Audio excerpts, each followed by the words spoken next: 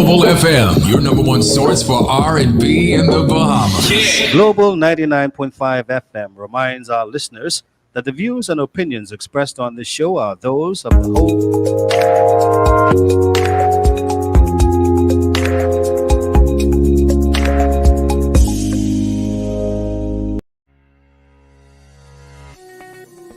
Today can be the turning point in your life by making a simple decision. Fundamental questions of navigation. Where am I? Where am I going? And how do I get there from here? I invite the leaders of our planet to ask themselves these three questions before they make any crucial decisions. But if you don't make decisions, you're going to stay right where you are. We are all map makers. We are in a time of transition. If we're going to change, we have to change the direction that we're going. Our planet needs leaders who know where they want to go. When we change the direction we're going, then we want to make sure we're going in the right direction. Leaders who can see the big picture. Because if we're not, we're going to either go backwards or we're going to stay where we are. Recognizing the psychological and the spiritual shifts and changes that need to be made, often from the inside to the outside. To be able to shape your future, you have to be willing and able to change your paradigm. Complex journeys require navigation. The path to the truth is one such journey. This is your GPS. Hairstyling services provided by J.D. Edwards Salon and Spa, Palmdale Shopping Plaza, Madeira Street. Accessories provided by Chevette Williamson Jewelry. Standout jewelry for standout women.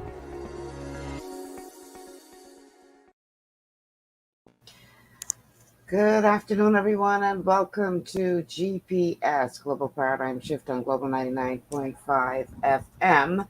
I am your host, Michelle Malcolm, and as always, it's a pleasure to be in your company today. Thank you so much for tuning in and making GPS a part of your afternoon routine. Today, we're going to be talking about the budget communication, an overview of what has been presented thus far, what it means for you and I as it relates to our everyday life and our economy and the future of the Bahamas, and whether or not you feel that this budget communication is one that is worth the paper it's written on, or if you're all excited about the future direction of the Bahamas. Let's talk about it. The telephone numbers to call are 3260271.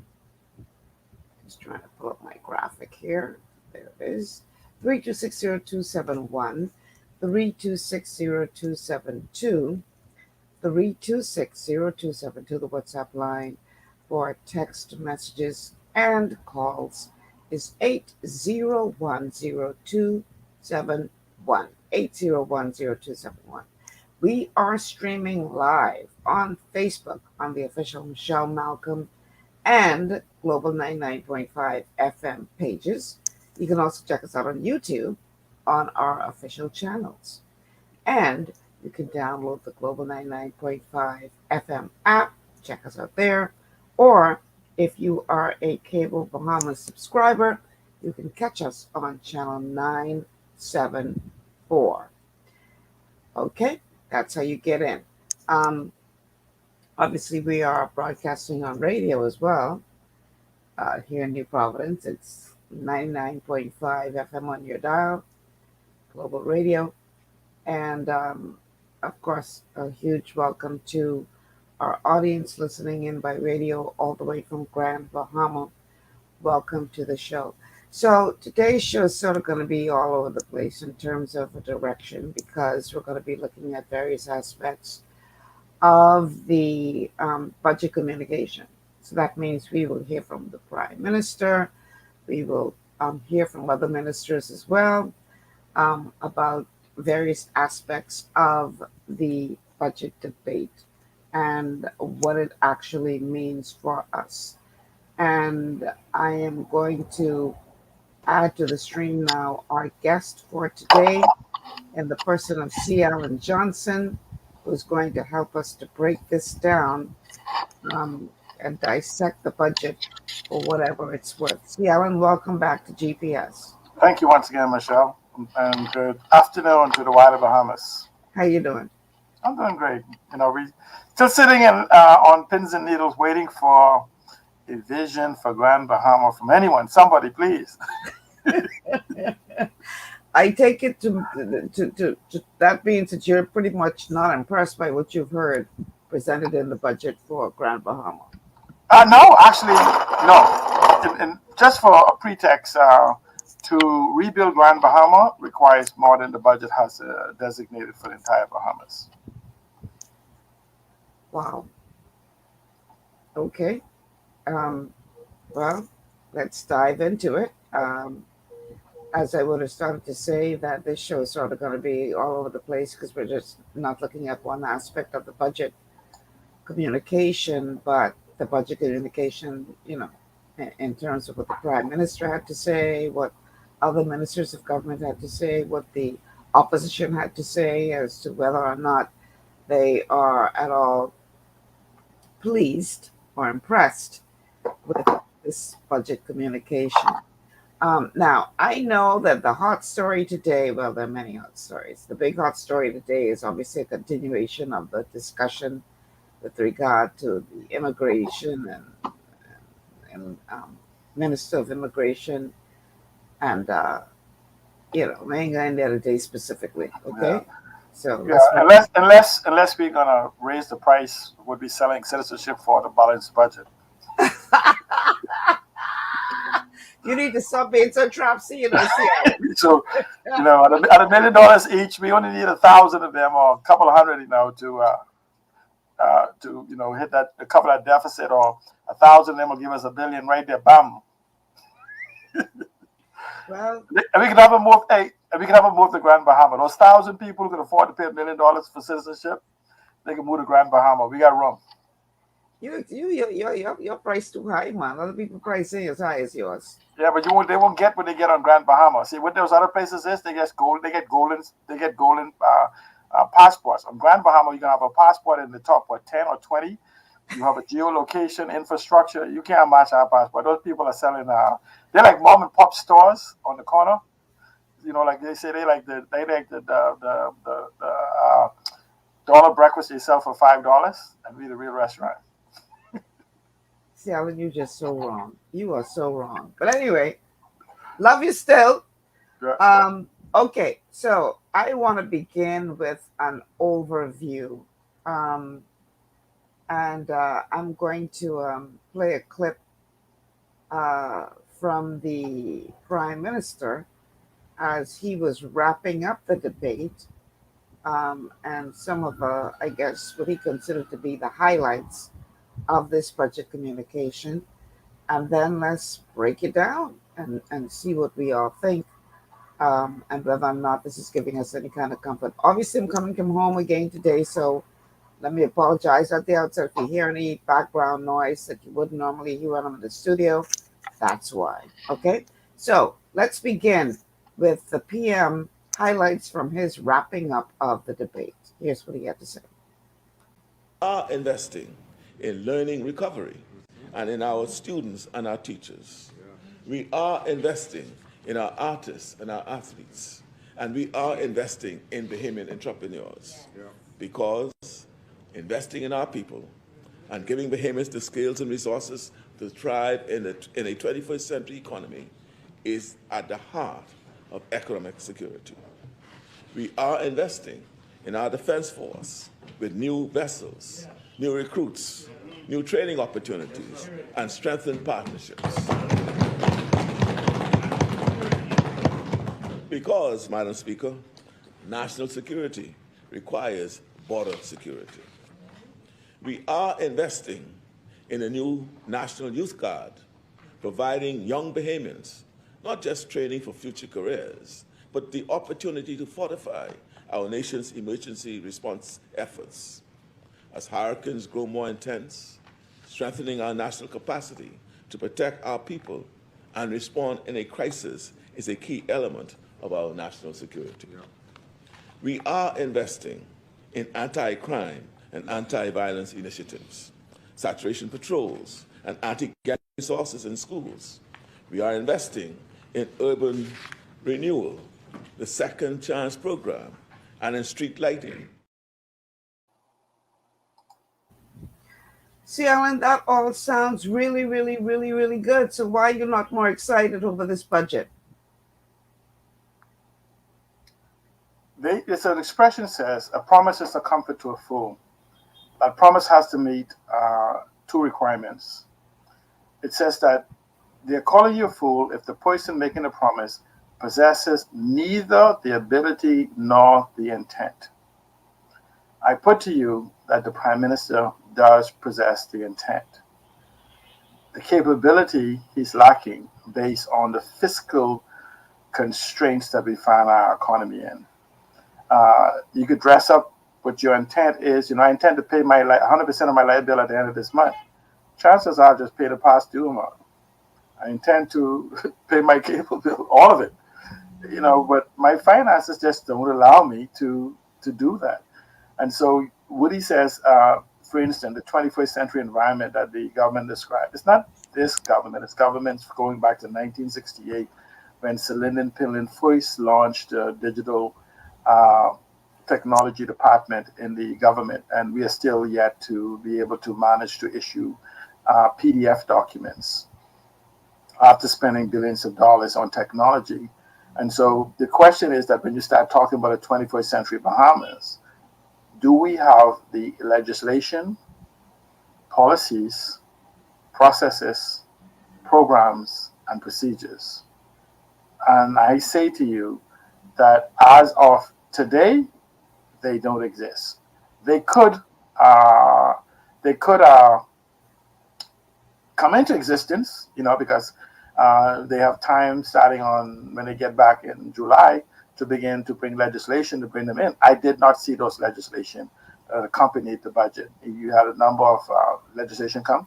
None of those came with it. Did we bring the legislation for what is to enable the green economy, the blue economy, the orange economy, the aquamarine economy, the climate economy, the digital economy, the data economy, all of these things, the orange economy, all these things we talk about, do we have the legislation that allows them to actually function? And I say, no, we don't.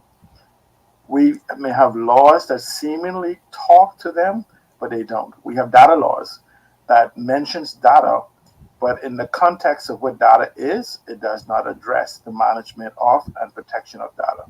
And so we could pretend, if we don't make some changes in the matter of, I would say, the anniversary of the Progressive Liberal Party in office, we could find ourselves in a really constrained position. If you look at the fact that, look at the education system, 55% of our graduates have not finished high school based on that survey. You look at the fact that even though the unemployment is down 10%, the workforce has also shrank. And so the workforce should have been growing if you look at the perspective of when that's done. In fact, our workforce should have grown by another 5,000 just in the last month. And so the question then is, where's these workforce that we had 220,000 or more even pre-COVID, 2019 when it's last done? Okay, let's add the graduation of 2019, the graduation of 2020, the graduation of 2021, the graduation of 2022, graduation of 2023. Where are these individuals that is missing from the workforce? Where are those individuals who was laid off during the COVID epidemic? They can't be found. And the problem is that, yes, we use the international standards for unemployment, but what we have to do, we can't deny the fact that we have to discourage worker that is not counted in that statistics. And what some people may have started their own business after going through. Then we should have seen that growth in the business licensing. We don't. That's what I'm saying to you. There's always a balance somewhere, because even if they have started their own business, they are considered self-employed, and so those numbers would also bring that into fruition. In fact, if they start their businesses, most people have even just at least one individuals to have it. In fact, I say it's harder for people to start businesses because you have to have customers that can buy your product or your service. And the problem is that for at least 2 years, going back from 2019, from Dorian up to now, we have not had the economic influx of capital that we have to circulate. We don't produce anything in the purest sense. We actually we are service in this service-based economy, and so since Well, with regard to that, C. Allen, I know of a couple people, right? And I'm not saying that this handful of people that I know of is reflective of the entire pool of persons who were employed who are now not seeking employment again. But I do know of a handful of people who found themselves in a precarious position, um, especially those who would have been working in the hotel sector. Um, when we, had the pandemic and everything shut down, what they ended up doing was they ended up reinventing themselves. So, a service that they had been already providing, say for the hotel, they then turned around and turned that into a business and started providing that as a service outside of the hotel arena, and found that they were making more money doing that than working for the hotel. So they just never went back. I okay. know a couple of people that No, applied. you know what I'm saying? Let's put 10,000 of them doing that. My Mhm. point to you is we don't print money. So we cycle money within the economy. If there's no money coming in and I start a food place, then that must mean that I must have taken money from someplace else and move it over to my column. We need new money coming into the economy. Other than that, we just begin to cannibalize things. And this is where, when you begin to hear the Access Accelerator and these other programs and these other type of programs you have start up for business, they're only churning within the local economy. When we're required for our GDP, we require new money to inflow. We have not adopted digital models like digital entrepreneurs that allows them to export their whatever it is, their services, their products or whatever, and bring new money into the economy and hope that it cycles a number of times. And so the fact is that if you look at the central bank and the fact that we had to borrow US currency just to pay our bills during the pandemic type era, that means that we didn't hit our benchmark of foreign currency coming into the market for us to do. So every time you start a new restaurant, it takes away from another restaurant unless you actually have an influx of money. So this is the problem is that we have is that even though our GDP has grown almost every year since 1973, the problem is the GDP hasn't grown to the benefits of Bahamians. And that is the problem with our budget. Our budget taxes Bahamians, which becomes harder and harder because they're making less and less, even though the growth of the economy is accelerating, which is the business class, which the government does not tax beyond, including in that business license fee, because we somehow refuse to adopt a principle of income tax, and that's for not just for businesses, that's for businesses and people. And for those of you who make under 30,000, we ain't talking about you, because you will not meet the tax threshold to have it to be subject to income tax. And so, which will probably be 70% of the population or more. And so, those companies that makes the billions of dollars in the Bahamas, in fact, trillions of dollars is made through the Bahamas, that we have not begun to look at. In fact, I heard in one of the budget debate coming from Minister Warren Miller of the need for us to begin to tax our seas, where the same way we do our airways, where people traffic through the airways.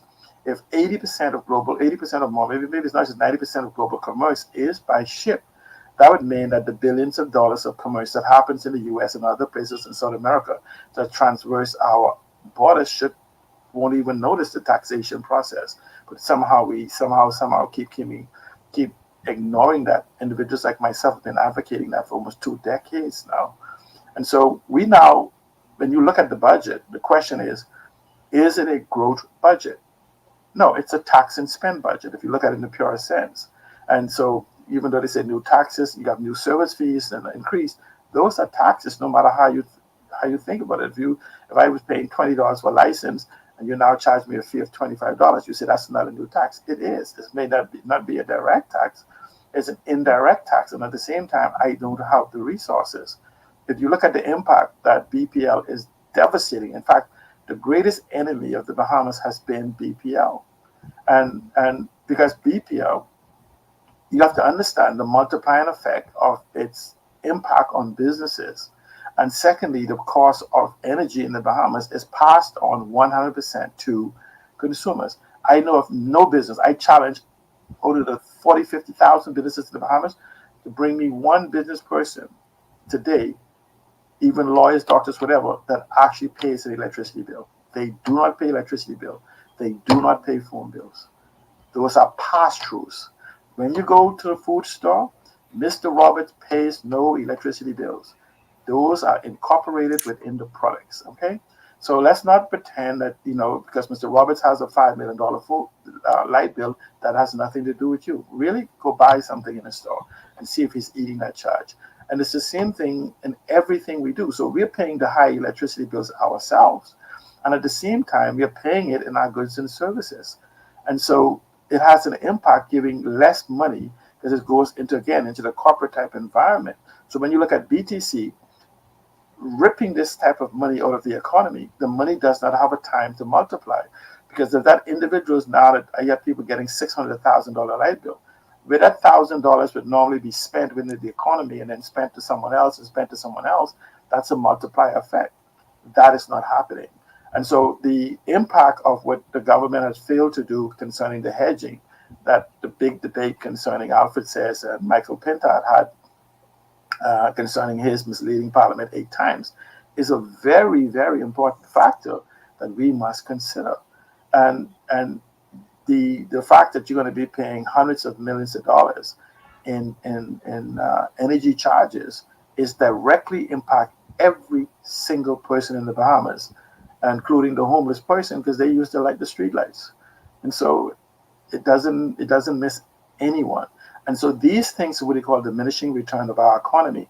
And we have not have any strategy anywhere at any time in our budget debate or in our conversation concerning how do we address these shortfalls. We keep talking about this money coming in, we're going to spend, but there's no practical implementable solutions, not a single one that I've heard that was incorporated in this budget. Well, if you listen to, say, Michael Halkitis describe this budget, you would wonder whether or not he's talking about the same budget communication that you are talking about, because it's like polar opposites of the spectrum in terms of opinion. Let's go ahead and hear what Senator Halkitis had to say during the debate at the Senate level. Madam President, in my opinion, this is one of the most important budgets in the 50-year history of us as an independent nation. Total revenue for the country increasing by 14.5% or $267.2 million when compared to the previous year, this much according to Minister of Economic Affairs Michael Halkitis. With 72.9% coming from improved tax revenue, Minister Halkitis pushing that this improvement is not coming from the government adding taxes to the Bahamian people. In areas such as property taxes, VAT, stamp taxes, gaming taxes, special licenses to conduct special businesses, and departure taxes, excise taxes, and customs, Madam President. And I want to say, we have all of those went up and very nicely.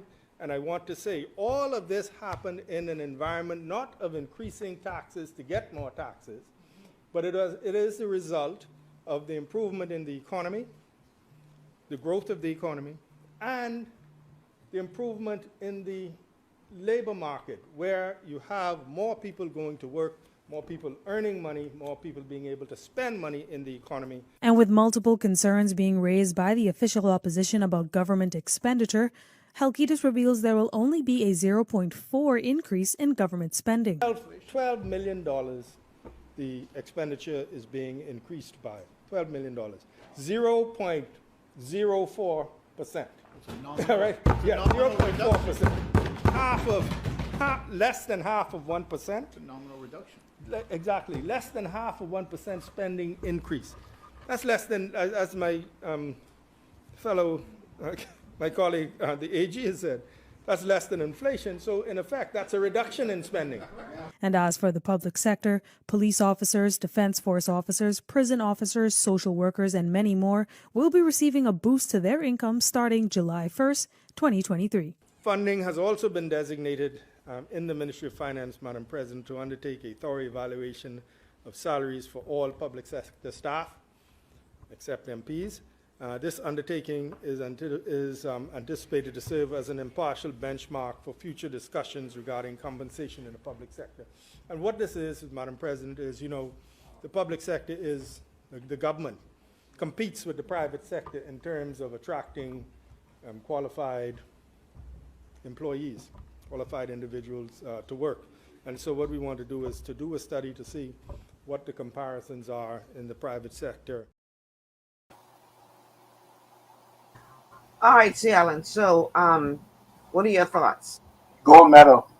He gets a gold medal for linguistic contortionism. I just want you to take this scenario, right? Mm-hmm. In 2018, I was making $100,000. Mm-hmm. In 2019, I lost $25,000 of that because hurricane struck in September. So I'm only making. Technically I only netted. I normally make $100,000. I netted $75,000 for 2019.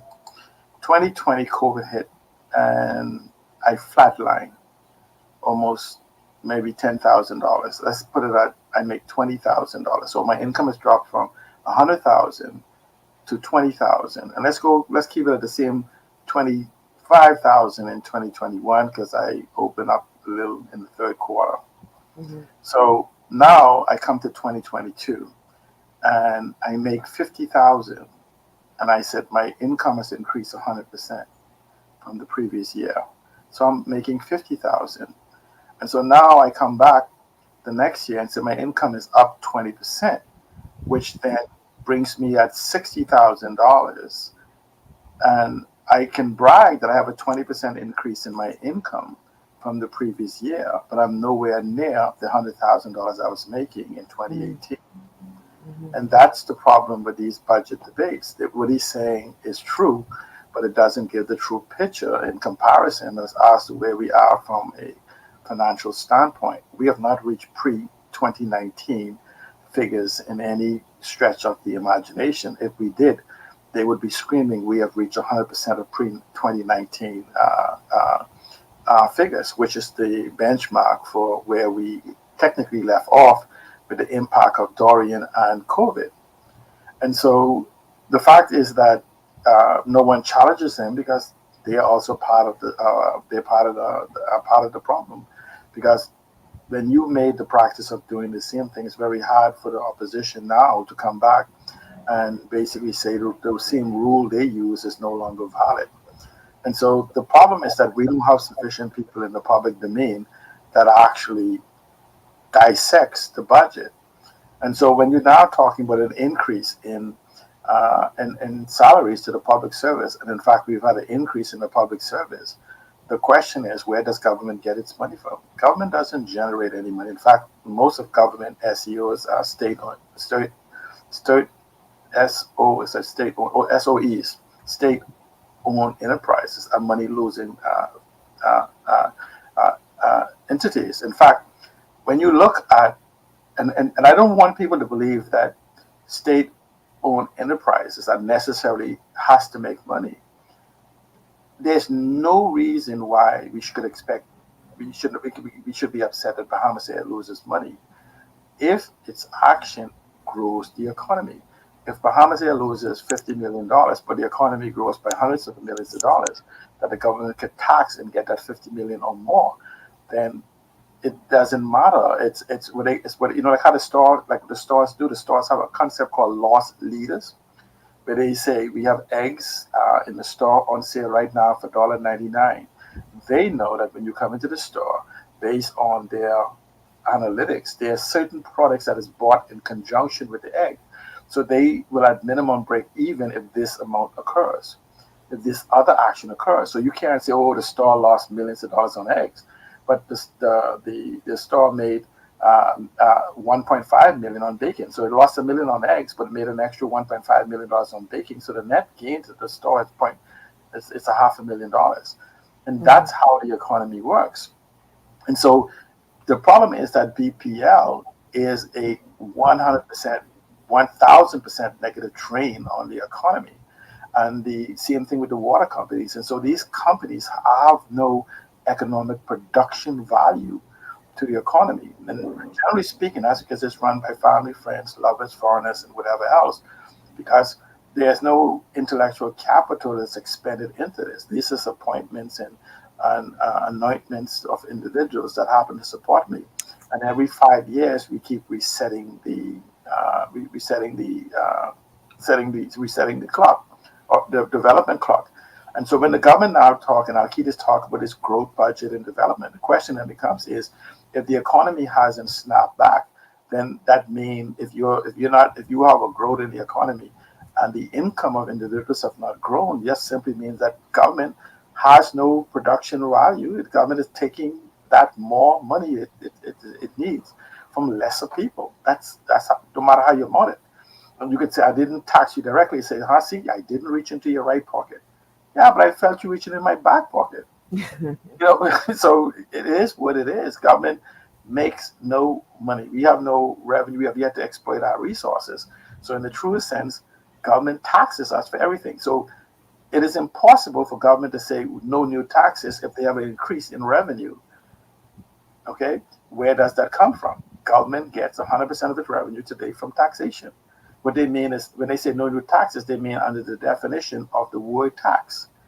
Not so when they say service fees or user fees and all these other different things, they don't consider those taxation, but they are in the purest sense.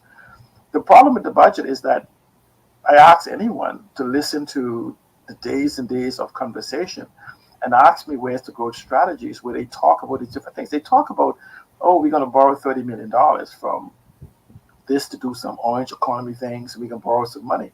But if you ask them, present me an impact study. They have SWOTs, they have pastels and other impact studies.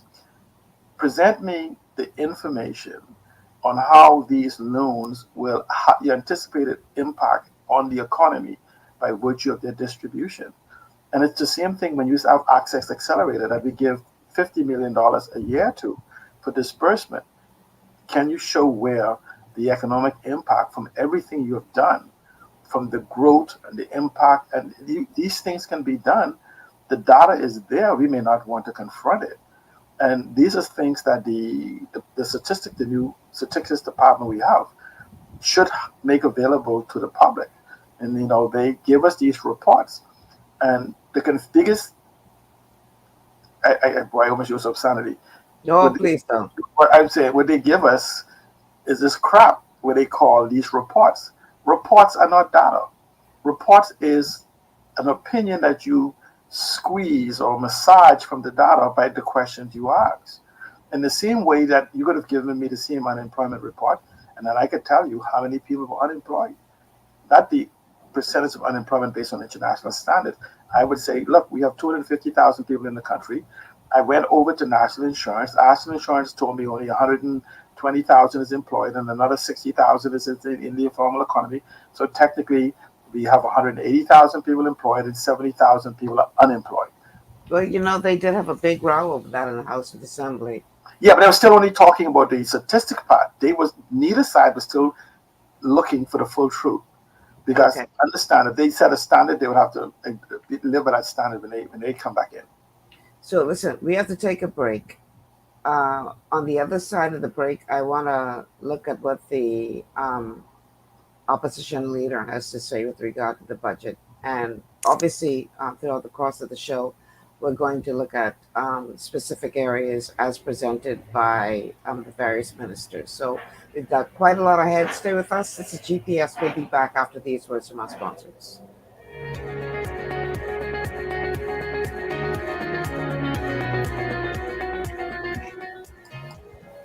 Global Paradigm Shift will return after this. Understanding your microbiome, also known as your gut ecosystem, can change everything you thought you knew about nutrition, digestion, immunity, and metabolism. Keeping your gut ecosystem healthy and balanced is essential. Ultimate Microbiome by Longevity was specifically formulated to optimize this ecosystem. It provides the advanced support your gut needs through prebiotic, probiotic, and postbiotic supplementation. Our unique blend of probiotics includes Lactobacillus and Plantarum, healthy bacteria that can help prevent harmful bacteria from taking over your gut.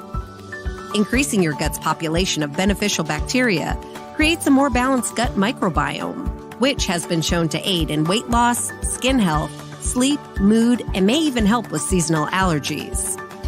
Ultimate Microbiome also promotes the production of postbiotics. Postbiotics are key to help regulate your gastrointestinal health. To enhance digestion, Digizyme Multi-Enzyme Complex, a blend of 5 specific enzymes, has been added to Ultimate Microbiome. It can help break down food so your body can better absorb nutrients. Plus, we've added our proprietary I-26 Hyperimmune Egg Powder to aid in the elimination of disease-causing gut bacteria and help your body balance its immune response. Ultimate Microbiome, the scientific, proprietary, and holistic approach to gut health that helps optimize your body's entire gut ecosystem. To learn more, contact your longevity associate. Welcome to Sunshine Auto, the hardest place on the planet for a rims, tints, and tires. We are your auto superstore for rims, Lexani, Azaras, Trueform, Western, Lux, Fuel, Tracklight, Tough, Rough Racing, Velocity, Mud, All-Terrain, and low-profile tires, cars, homes, and commercial window tinting. At Sunshine Auto, we put God first and customer is king. Blessed love. To stay healthy, it's crucial to make sure you get the nutrition you need every day. But it's difficult to get all your recommended vitamins and minerals from food alone. Even in the United States, 94% of people are deficient in at least one nutrient. Beyond Tangy Tangerine 2.0 by Longevity is a simple, convenient, and affordable way to help your body get the essential nutrients it needs. It's an advanced plant-driven multivitamin mineral complex that contains certified organic whole foods, trace minerals, and antioxidants. BTT 2.0 supports your body's natural defense system with a proprietary blend of energy-boosting and body-loving nutrients, plus prebiotics, probiotics, amino acids, and enzymes that support digestion. With an unusually high ORAC score of 8,000, you get even more antioxidants to help combat free radicals that can cause damage to your cells. But to get the most benefit and value from any multivitamin, your body must be able to break down the nutrients so you can fully absorb them. Otherwise, they'll just pass through your system without doing any good. Beyond Tangy Tangerine 2.0 was specially formulated with synergizing cofactors to ensure you get maximum nutrient absorption. Beyond Tangy Tangerine 2.0 is the easiest way to give your body the balance and complete daily vitamin mineral supplement it needs for optimal support of your overall health. To learn more, contact your longevity associate. This portion of GPS is brought to you by Tiki Bikini Hut at Junkanoo Beach. Great food, cool tropical drinks, and family fun in the sun. And we are back. Welcome back to GPS, Global Paradigm Shift on Global 99.5 FM. Michelle Malcolm in your company. And we're talking about the budget communication today. The telephone numbers to call are 3260271. 3260271, 3260272, 3260272, the WhatsApp line, 8010271. And you can call or text us on that line. The number again, 8010271. We are streaming live on Facebook on the official Michelle Malcolm and the official Global 99.5 FM pages. Check us out also on YouTube on our official channels. And if you are a Cable Bahamas subscriber, you will find us on channel 974. Of course, we're coming to you by way of radio, 99.5 FM on the dial here in the Providence, also airing live in Grand Bahama. And last but not least, you can go ahead and download the Global 99.5 FM app and check us out that way. My guest today is C. Alan Johnson. We are talking about the budget communication, which obviously is designed to provide the direction for the country as it relates to the economic health and economic affairs of the nation for the next fiscal year. The fiscal year begins July 1. for the government. And so obviously they have to have this all done and wrapped up before July 1, because that's when the new budget kicks in. And so we've heard from all the ministers, we've heard from the prime minister, we've also heard from the leader of the official opposition, Michael Pintard, who clearly, based on his comments, was less than impressed with the budget. Matter of fact, he went so far as to call the budget communication disappointing. We expected to see concrete plans that would uplift the Bahamian people, stimulate economic growth, and address the pressing issues our nation faces. However, Madam Speaker, what we have witnessed is, in many ways, disheartening. An absence of measures to provide genuine relief to individuals and businesses grappling with the economic consequences of Dorian and COVID, and facing other challenges, some induced nationally and others internationally. Madam Speaker, the scarcity of support for small businesses is alarming, and we know that they are the backbone of this society. These enterprises, Madam Speaker, have faced immense hardships from prolonged closures, reduced consumer spending. We were hopeful that this budget would offer some targeted assistance, such as financial relief, access to credit, investment incentives. Now, we know, C. Allen, that the role of the opposition is to oppose. No, I think that. I don't correct that when you finish. Go ahead. Is he onto something, though? Is he absolutely correct with his analysis of this budget, or is he just playing his role as leader of the opposition? No, I would put to you that he's right on the money in his utterances. I mean, he hits the bullseye. You could say a little to the left or a little bit to the right, but he hits the bullseye. But the opposition position is, we in the Bahamas, we've taken a position. It means to oppose. It means to provide alternative. That is what is lacking from it. Remember, most people treat opposition as waiting to be government, when the true definition is government in waiting.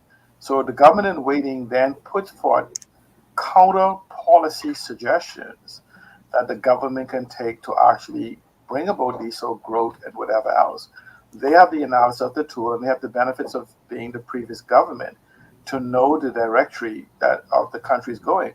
If you look at the budget, it's always about 4 to 5 years forecast ahead in that budget. So even now, we would still be within the budgetary forecast of the previous administration of what it could be, and you could look and do a comparison. Let's talk an example for what the government says, right? And these are things that we don't get to talk about or we don't see in the media.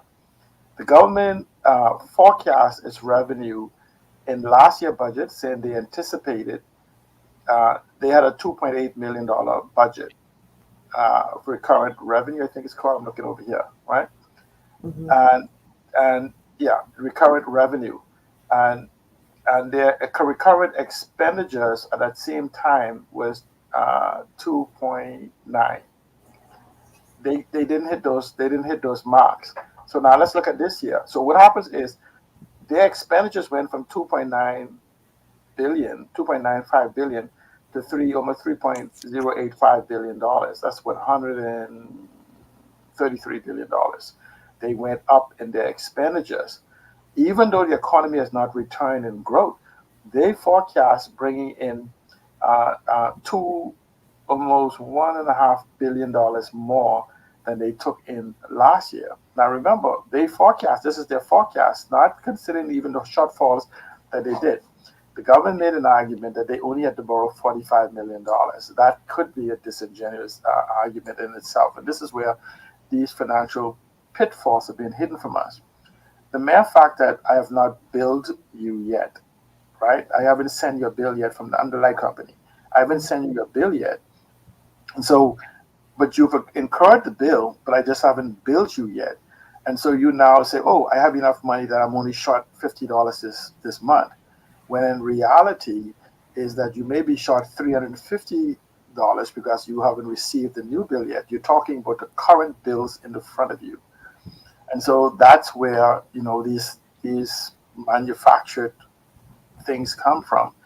Then you also have a whole lot of things that we don't talk about. So when we do a comparative analysis of last year, previous year, and going back to 2019 and future projections, it then brings the truth to what the Michael Pintard says about the growth strategy. Where's the growth strategy? Let's use another example. In the government budget, it may have schools and hospitals and all of these things and road repairs and all of these infrastructure improvement. Now, let's say the government did have a $3 billion budget for last year, and they only said they shot $45 million this year because they put it in. That's not necessarily true. My question is, did you build the schools that you had budgeted? Did you build the hospital that you have budgeted? Did you do the repairs that you have budgeted?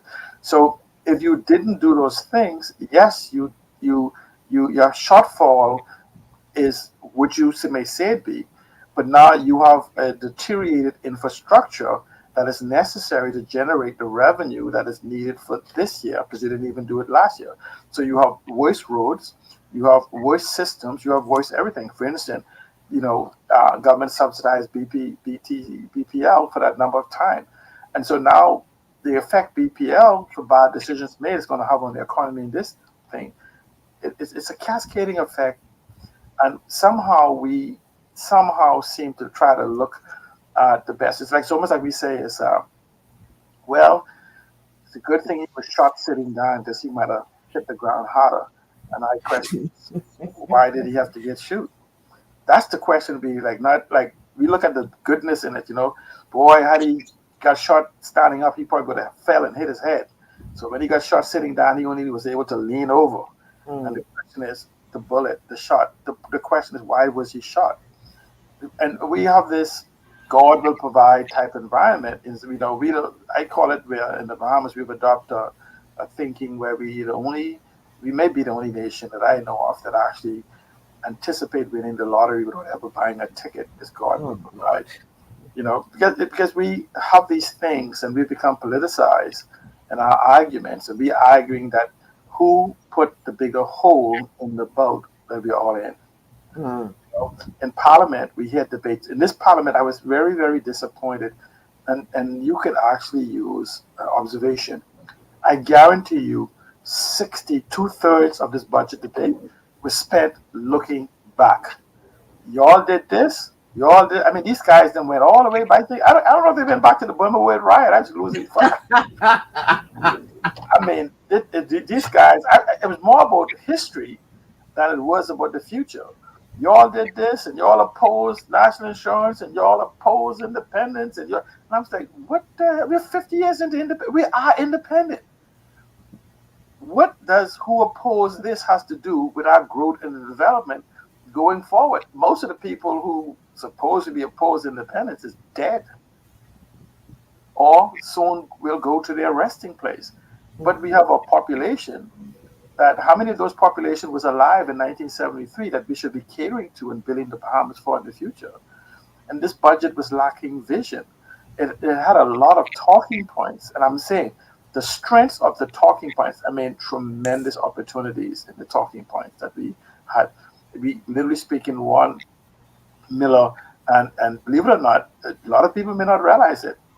Warren Miller is the strongest minister in the government today. And a lot of people may not pay attention. Why? The green economy, which will become $1 trillion economy by 2030, is in Warren Miller portfolio. The blue economy, which will become $1 trillion economy, is in Warren Miller's portfolio. The aquamarine economy, which will become a multi-trillion dollar economy by 2030, is in Warren Miller portfolio. The ocean economy, and even so for the transport aspect of it, is in Minister of Transport, Jobert Colby, but in the same aspect of protecting the environment and control of it, and pollution and everything else, is in Warren Miller. The climate economy is in Warren Miller. That's involved the environment. The carbon economy is in Warren Miller's economy. And then you could throw in there the orange economy is within, all of these are $1 trillion economy that the country is absolutely dependent on to grow the economy in the next decade. And the world has shifted to these type of models. And the prime minister, every time he goes on this international travel, as Minister of Finance, he refers to Warren Miller's portfolio. When he talks about the global warming and climate change, it falls into the Minister of the Environment portfolio. And so here it is that we have an opportunity to look at that ministry and look to see how the growth strategy can happen. And I think we are overlooking the opportunities that lies within that. Okay, we're talking about the $150 billion a year on in the carbon credits. That's Warren Miller's uh, uh, portfolio, the Ministry of the Environment. If you start talking about, whether you talk about aragonite, whether you talk about salt, you talk about mangroves, you talk about seagrass, you talk about the sea marshes, you talk about every one of those. In fact, if you even talk about the air, the airspace, we must be very concerned about how it impacts our environment. We talk about the sea lanes. We must be concerned on how it impacts our environment. So the two ministries I think we should be looking forward to is the Ministry of Finance, which should be dictating to, and I'll extend it to three ministries. The Minister of Investments should be looking at at the Ministry of Environment to see how he could incorporate and stimulate growth in those type environment. And then you start looking at the digital, the data, the artificial intelligence, the crypto economy, all of these different things. All of these are in existence in the Bahamas today in some small form, but we have not had a conversation as to how we could bring these to light. And let me just add this here. There will be, let me repeat what Prime Minister uh, at the time in 2002, Prime Minister Hubert Ingram said, and opposition leader Perry Christie said in 2002, there would be no economic growth in the Bahamas without Grand Bahama playing front and center. Let's repeat, in 2007, the Prime Minister at the time, the positions flipped. It was Perry Christie and Hubert Ingram. It says there'll be no growth in the Bahamas without the input from Grand Bahama. 2012, repeat. 2017, this time the opposition, Hubert Minnis, said it. Perry Christie repeated. Again, in 2021, go and check the record. Hubert Minnis repeated it. Philip Brave Davis said it. There will be no economic development. You can name every single, the 30 economic models that's possible in the Bahamas, and every one of them fall front and center on Grand Bahama. Not just Grand Bahama, but Freeport more specifically. And so this argument concerning Freeport is very important. And so when we start talking, which don't want to pull this in because in the budget debate, but they were put in the budget, Freeport was put in the budget debate with the Grand Bahama Port Authority. A vision for the Bahamas must be expressed, and Freeport must be front and center. No other island possess in real time existing today the economic infrastructure, the regular infrastructure to bring any of the economic models we speak about into fruition today. There'll be headquarters here. Green, blue, orange, aquamarine, digital, crypto, artificial intelligence, whatever it is. Freeport is it.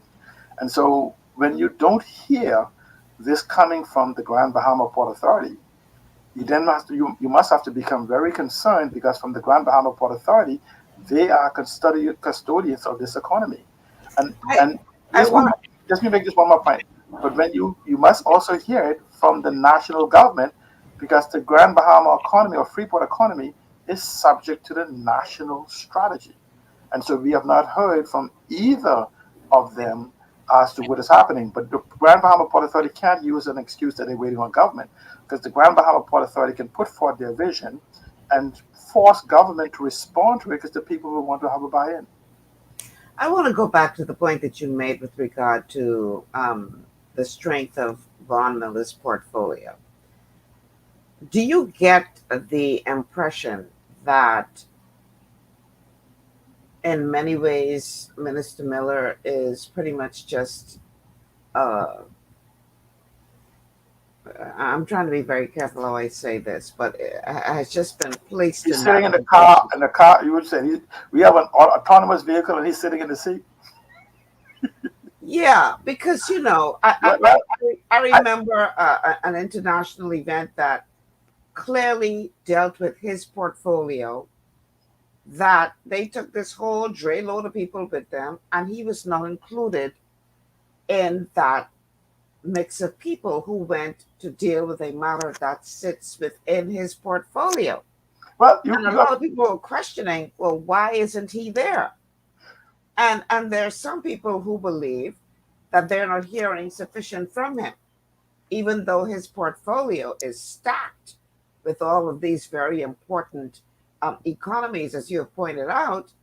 Yet there are some who are asking, what's Von Miller doing? Why are we not hearing more from him?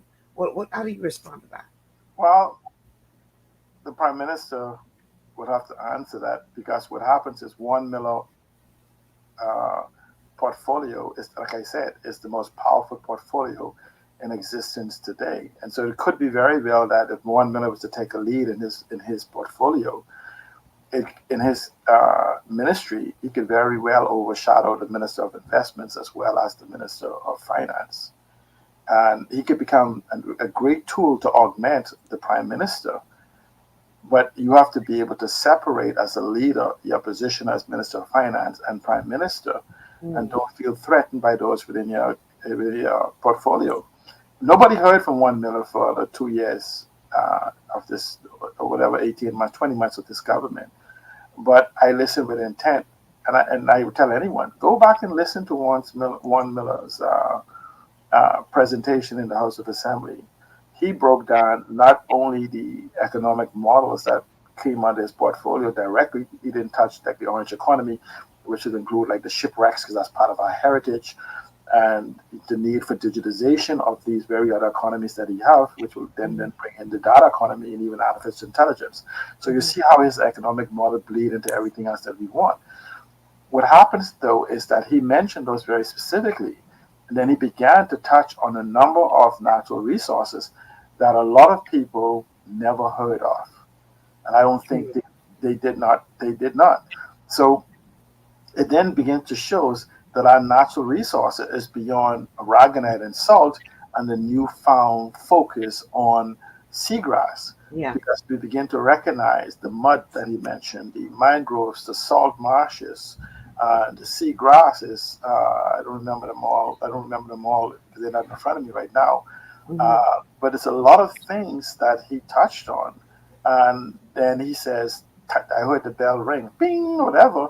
And then we saw him flip through some pages. I just wish he had started on that speech, on that part of his speech earlier, because that is very important. In fact, I think I will do that, extract that from that and publish it.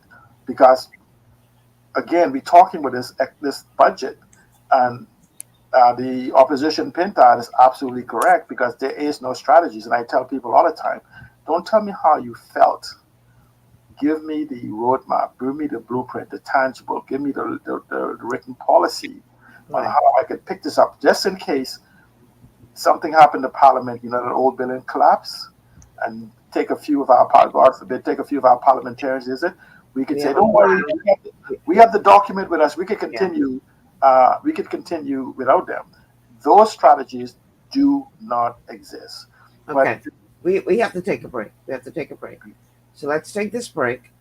And then on the other side of the break, we're going to continue with this conversation with regard to an overview of the budget communication and what it means for us as a country, what it means for you and I as citizens, what it means for our economy going forward, and whether or not it is really, outlining a plan or just massaging us and making us feel better while we're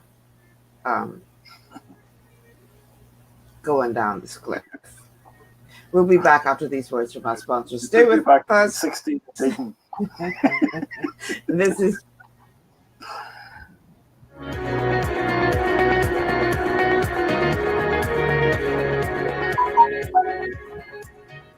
Global Paradigm Shift will return after this. Your body's immune system is under constant pressure from things like stress, lack of exercise, and toxins in the environment.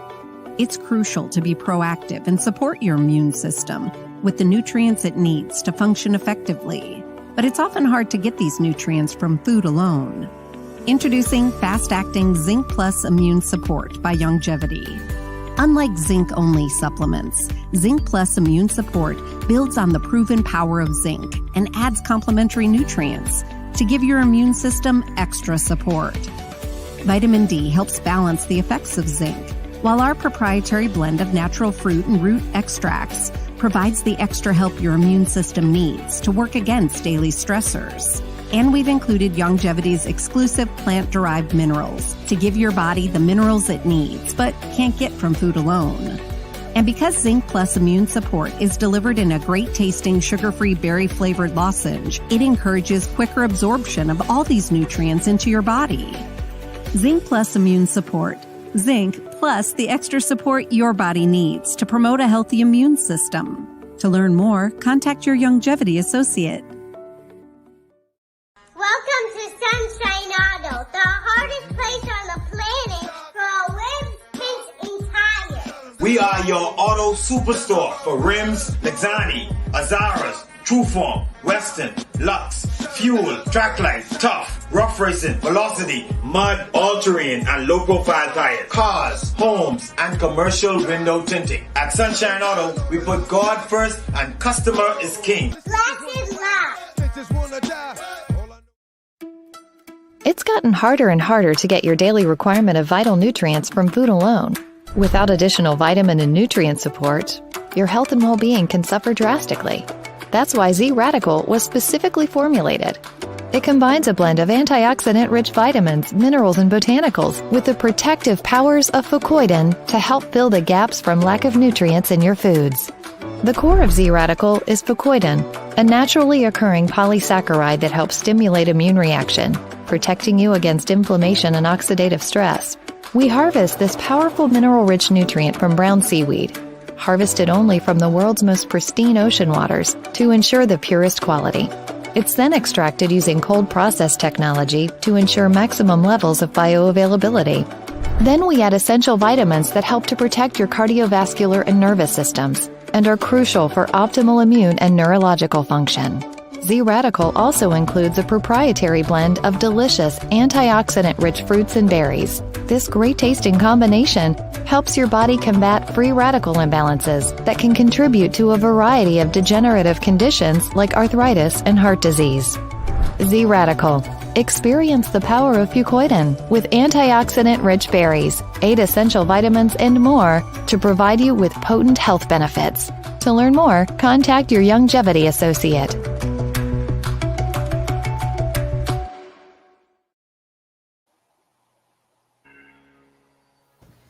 And welcome back to GPS, Global Paradigm Shift on Global 99.5 FM. Michelle Malcolm here in your company. We are streaming live on Facebook on the official Michelle Malcolm Facebook page, as well as the official Global 99.5 FM page. And you can also check us out on YouTube on our official channels. The telephone numbers to call are 326-0271, 326-0271, 326-0272, 326-0272, the WhatsApp line, 801-0271, 801-0271, and that is for both messages and calls. You can check us out on Cable Bahamas Channel 974 or download the Global 99.5 FM app. And of course, you can get us by radio, 99.5 on your FM dial here in New Providence. And also you can tune in by radio from Grand Bahama. A huge welcome to you all. And speaking of Grand Bahama, my guest today is coming all the way from Grand Bahama, C. Alan Johnson. We're talking about the budget communication, what it means for the country, what it means for our economy, what it means for us as citizens going forward. You know, C. Alan, traditionally, education received the the what we call the lion's share of the budget. Yes. And when you look at what's happened to our educational system over the past um, couple of years since the pandemic, I mean, we've heard the alarming figures about how many students were lost during that time that have yet to be refound, and what that will look like for our economy in the future, with so many of our young people, in essence, not having at least a high school diploma, what that will mean for our economy going forward. During her presentation to the budget debate, the Minister of Education highlighted school repairs, talking about, I think, like $40 million being invested in repairing schools. Let's listen to her um, uh, highlights from her contribution to the debate, and then let's break down where we're at as far as education is concerned. Millions have been allocated in this upcoming fiscal year for the upgrades to over 160 plus public school facilities. This announcement coming from Education Minister Gladys Hannah Martin, adding that the physical state for some of the facilities has become a hazard for students and teachers. Expenditures required during the upcoming fiscal year to facilitate the corrective measures at the various facilities, construct extensions, and commence the construction of 3 needed schools are in excess of $37 million. The education minister says that several classroom blocks will be constructed in the hopes of easing overcrowding within the schools. The construction of a classroom block at Cooperstown at a cost of $3.7 million. Construction of a classroom block at Arthurstown at a cost of $3.9 million. Construction of a classroom block at Patrick J. Bethel High School at a cost of $4.9 million. Construction of a classroom block at Emma Cooper Primary School at a cost of $600,000, and construction of the administrative block at Foxtown Primary at a cost of $600,000. Here are the other projects underway. Construction of a covered pavilion for lunch at R.M. Bailey High School at a cost of $2.6 million. Renovations and expansion of the Ministry of Education Supplies and Materials Warehouse at a cost of $4.5 million. Phase 2 redevelopment of the government high school at a cost of $3.4 million. Hannah Martin adds that government is committed to completing the following schools throughout the Family Islands. Georgetown Primary, estimated at $10 million. San Salvador High School, estimated at a cost of $10 million. And the following projects are expected to be completed and ready for occupancy at the start of the academic year. All right, Cialan, I have a question for you. School repairs are obviously important, but are we missing the main purpose and point of what a developing or a developed educational system should be looking like in the year 2023 for us going forward as a nation? Are you satisfied that that 40 million is being used the best way that it can be used? And I'm not saying that school repairs is not important, but what was your takeaway from that? She discussed buying more shovels for the hole at the end. Oh gosh. You know, I want you to listen carefully to what she said, right, in her entire contribution. We haven't had 100% of students return, yet we are overcrowded that we have to build space. We have school buildings that are 30, 40, 50 years old that is past their end of life in the 20th century, and we are now 22 years into the 21st century. We have buildings that is archaic at best in the 21st century environment when you talk about a digitally immersive type process. We have an education system that is slowly deteriorated into the abyss that's still preparing students using archaic. Literally, we are preparing students for 19th century concepts in a 20th century building, and the absence of one second here. In the absence of 20th century, we have 19th century curriculum, practically skill sets that we're talking about. We haven't even moved to the 20th century, the purest sense, utilizing 20th century buildings for 21st century environment. Our education system have yet to embrace technology, artificial intelligence now, super enhanced. I can tell you this, right? Just use an example, not to brag, right? My daughter, the 6-year-old, has using artificial intelligence just in the last year, not when everybody discovered it in March or November when it's released to the public, but she moved in, I saw her move in 6 months from the 4th grade level to the 5th grade level. Just utilizing the AI induced or enhanced learning environment that she is learning to manipulate herself. That is what we should be doing for all of the students. And I said to you, a 6-year-old, that it very comfortably, my daughter's at the 4th grade level, based on our education system. Not even based on our education system, actually it's based on the Khan Academy, the US or something else educational system, but the point I make is that technology enhanced learning is available. We can solve this problem of the skills gap. When we start talking about education, let's look at education. Have we built an education system that actually begin to transfer the 21st century skills needed for these economic models? We talk about the tech hubs and digital economy and all these different things. And we don't have the skill set. We have the Bahamas Port Authority now talking about they're going to bring a foreigner in to teach the skill set. My question to them, the Port Authority and the Ministry of Education, where have you determined the needed skill set in the absence of a plan of where you're going to be going? And so, so essentially, you could just be building ad hoc skill sets.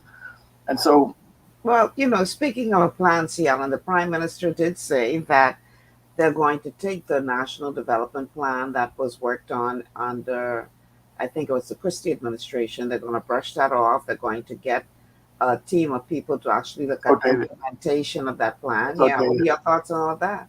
The National Development Plan, everything the National Development Plan may have been based on 5, 6, 7 years ago no longer exists.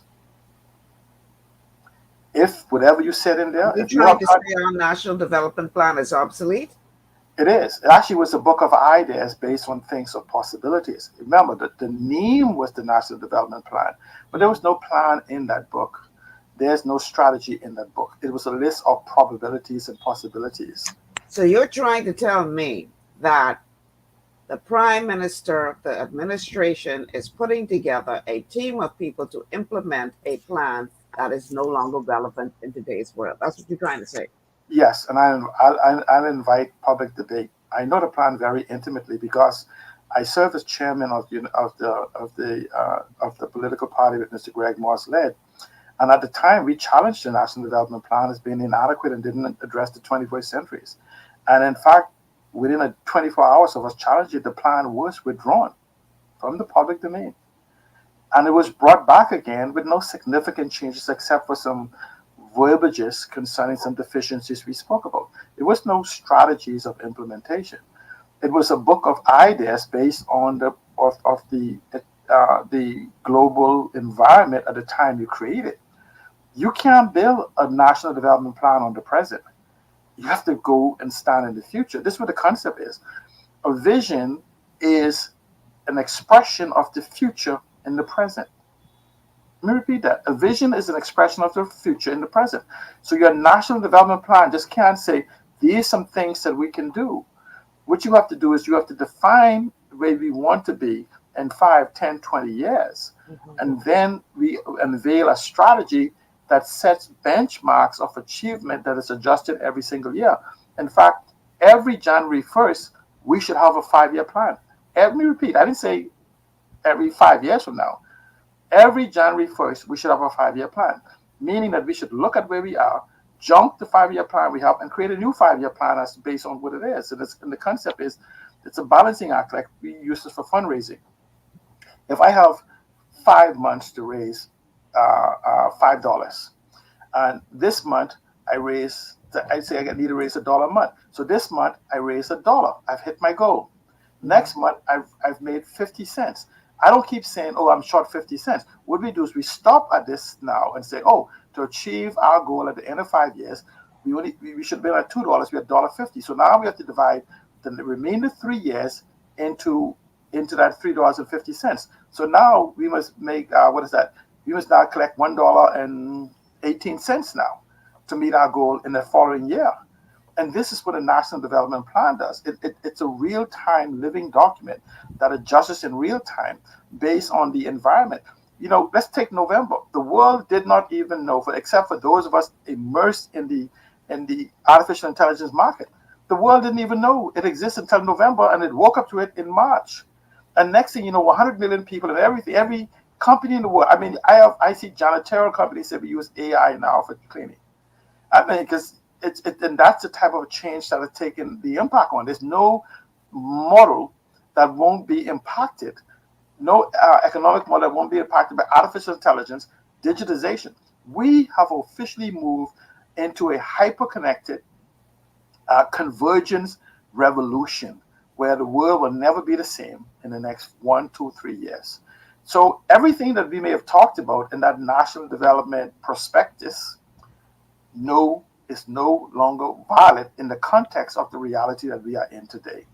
And this is why when we even talk about these so-called economic models that we want to invoke, that the budget gives hints to, but no directions on how to achieve it, we have to have real conversation concerning the economic requirements. If we look at where we are today, and this is why there's a unique opportunity in the front of us concerning these carbon credits, concerning these environment, because the beauty is we don't need to wait on the exploitation of carbon credits for when the standards are established. We can begin economic models, cities of innovation, or innovation centers and hubs and accelerators and startup. These are things that is going towards causing growth bringing growth into our economy, and at the same time transfer real-time skill set. Why? Because we have the ability to set our training program to take a person who's failed out of school, look into the future, and begin to train them for the skill they need then, not what we think they needed yesterday. And so they can move into this green and blue and orange economy and digital economy. It doesn't take much for digital entrepreneurship right now, especially with the advent of the data economy and artificial intelligence. It's just teaching people how to use these tools for the exploitation. Let's think about it. I want you to think about a person who, instead of going for a job paying the minimum wage or going to try to get into government, that you can teach them to use the device in their hand and look and use data and artificial intelligence in the orange economy and make $300, $400, $500 a week. Forget the millions of dollars these so-called social influencers are making. They will be making more money than the average college grad within the Bahamas.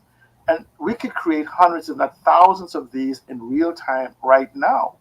And so we have opportunities to grow. This is why I'm looking forward to the end of this so-called pissing match, for lack of a better word, that's happening about Freeport. And hopefully they actually get into the ring and start throwing out real ideas. You know, I'm very concerned too about the individuals that's commenting on the Grand Bahama Port Authority and the Bahamian economy. And we could talk about this budget. I heard plenty commentaries on it. And it takes me to a statement. It says, the opinion of 1,000 does not matter if they know not the subject for which they speak on. The opinion of 1,000 or 10,000 or 100,000 individuals means nothing if they know nothing about the subject for which they speak on. And okay. so I want to read a comment coming in on WhatsApp. It says, why is the excuse we are a developing nation always used as a crutch by politicians? In my opinion, they need to start developing. The only thing they really rely on is tourism. If not for tourism, the Bahamas would be a sinking ship. What are your thoughts? it's a positive and negative in that statement. First of all, we are a developing nation, but I want you all to listen to your leaders.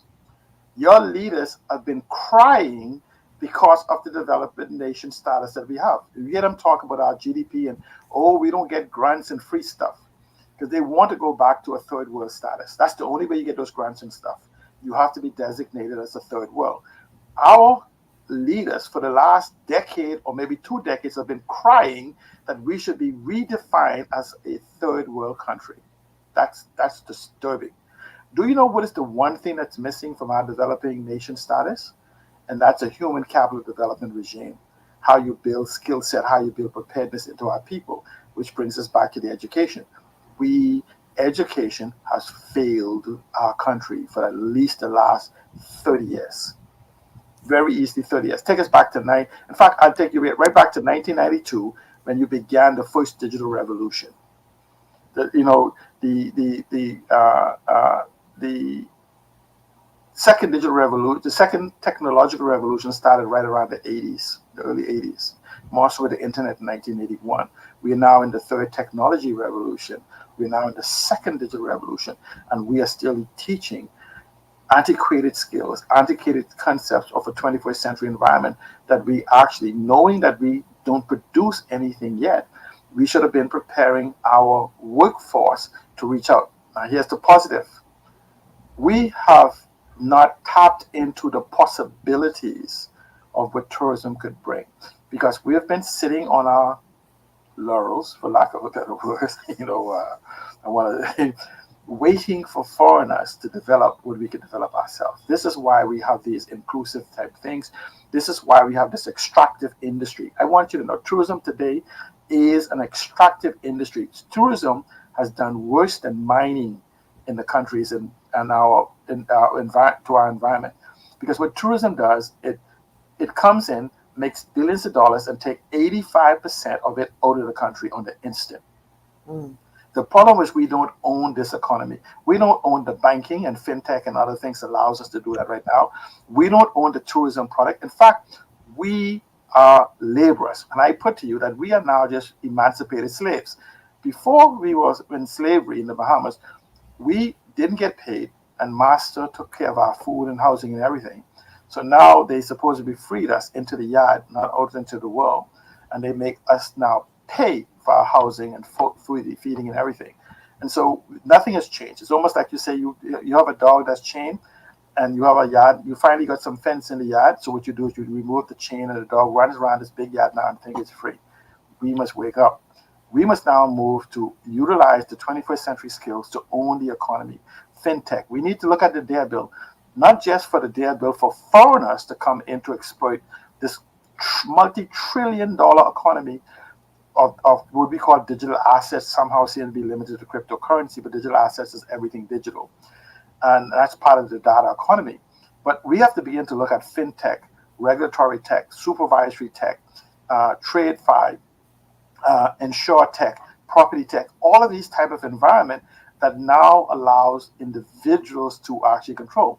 The problem is there's a concept in the Bahamas called CEX and DEX. To us in the digital world, it means centralized exchange and decentralized exchange. The Bahamas leadership wants to maintain a CEX environment. That's why they invited FTX and other people here. Centralized means their involvement. Decentralized is you and I, peer-to-peer, people-to-people. We don't need government. That's why you don't have these laws that I mentioned. This is why these economic models have not happened. When you say for tourism, in Grand Bahama, we need 20,000 bed and breakfast. We have had the government on a monthly basis. I want you to consider this.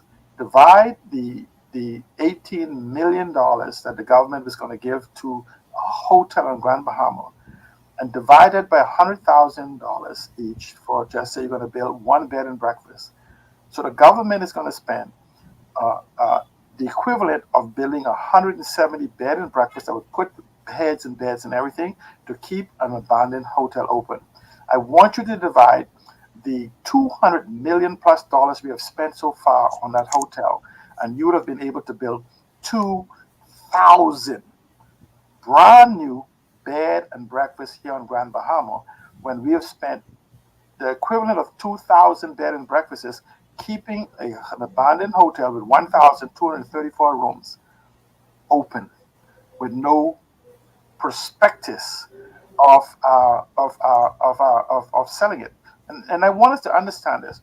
When you say you're going to sell that hotel for $200 million, ask yourself, if you could come here and build 2,000 bed and breakfasts for $200 million, then why would you buy an abandoned hotel for $200 million that you then have to refurbish that only has 1,234 rooms?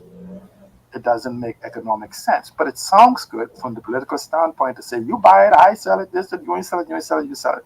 But we're not looking at the waste that we have put into that building. And so the question is, what is the alternative? We're not having these type of conversation in the budget debate. You didn't hear these type of things. What you heard was looking back at what could have, might have, should have been. And so, again, come back to education and what he said. Tourism, if we were to tap into it, if we were to look at the tokenization and digitization of tourism for the ownership, forget the cruise ship. You know, we talk about these 9 million, 8 million people. You know something? It's madness. Imagine that I own a corner store on a roundabout and I start counting cars that pass by my store as people or through my driveway as people who pass through my business. It is garbage. Only the people that come off this thing. We don't have 9 million. We don't have 5 million of those people in those cruise ships get off. However, we have an opportunity to convert them because in the same way, we can give personalized service equivalent to the bed and breakfast. We just have to develop the experience and build these 2,000, 4,000, 10,000 rooms on Grand Bahama and have a major tourism strategy for the Bahamian experience. Build them all over the Bahamas. Fintech and other type of technology allows Bahamians to not have to speak to a single bank in the Bahamas and get 100% financing. And in most instances, they don't have to pay back the loan. But you don't. And I challenge Halkitis to have this conversation. I challenge the economists in the Bahamas, the talking heads, to let's have a conversation concerning the future. But we have to take a break, C. Allen. We have to take a break. So let's take this break. When we continue, when we come back on the other side of the break, we will continue this conversation as it relates to the budget communication. What does it really mean? And I have a really important question to ask C. Allen on the other side of the break. At least in the last half hour of the show, we're going to at some point tackle this question. We'll be back after these words from our sponsors. Stay with us. This is GPS.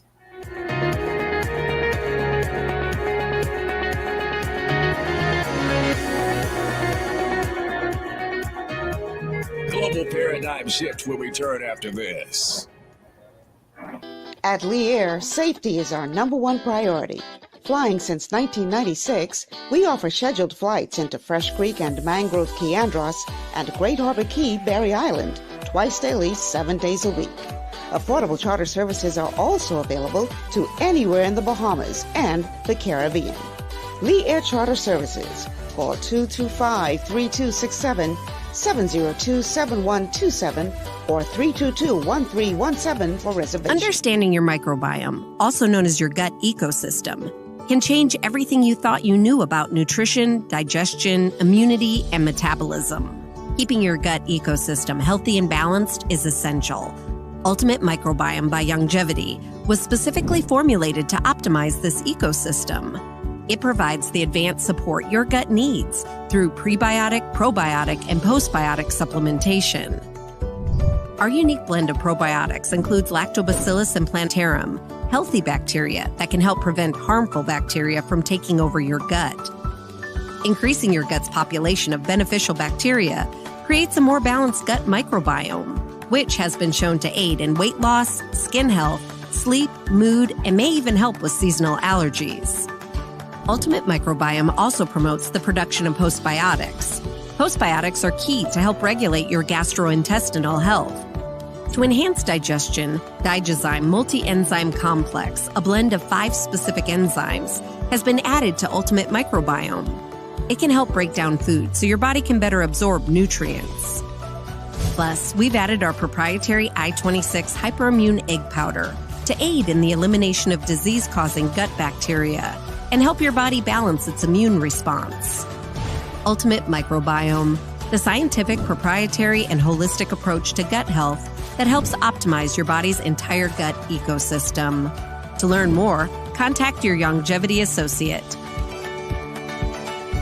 For all your building needs, it's Carib Construction and Project Management on Gladstone Road. We build it all. schools, homes, hotels, and more, including structures requiring a Phase 3 electrical contractor. We also provide project management services. The first step towards your dream building begins at Carib Construction and Project Management. Call us at 376-1556 or 341-4466. One of the things I love about the mailboat is their relationship with Bahamas Air. I can earn travel points on my international freight and redeem them when I fly. For me, online shopping is easy, with mailboat to U.S. addresses and regular freight delivery to Nassau. Plus, I can always prepay customs and freight, and they always notify me when my package arrives. Yeah, a lot of people think the mailboat is just for shipping, but they also offer a safe and secure storage facility at affordable rates, all in a central, convenient location. We also offer passenger service into Freeport multiple times per week with a seating capacity of over 450 persons. With family movies on large screens, one hot meal included, and on-board lounge for snacks and soft drinks. We're the mailboat. We're bridging people, products, and places.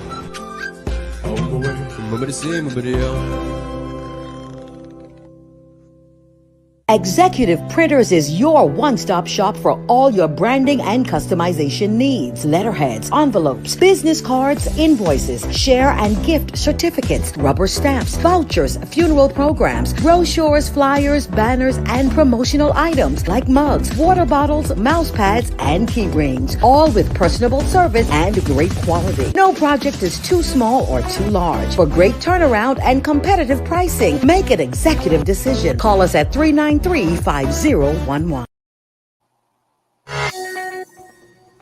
And we are back. Welcome back to GPS Global Paradigm Shift on Global 99.5 FM. Michelle Malcolm in your company. If you haven't already done so, like and share the show on Facebook. We are streaming live on the official Michelle Malcolm Facebook page, as well as the official Global 99.5 FM page on Facebook. Also check us out on YouTube if you wish. And you can also check us out on Cable Bahamas, channel 974. Alternatively, you can download the Global 99.5 FM app to your smart device and check us out there. The WhatsApp number to send us a message or call is 801-0271, 801-0271. And you can also call in live on the show, 326-0271. 326-0271 or 326-0272, 326-0272. And welcome to our radio audience, both by way of New Providence and Grand Bahama. It's always a pleasure to have you guys here. So thank you so much for tuning in.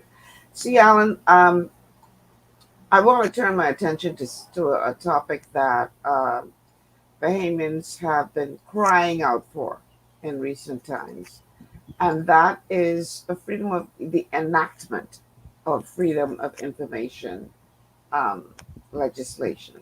Let's go and listen to what was said in the House of Assembly with regard to that.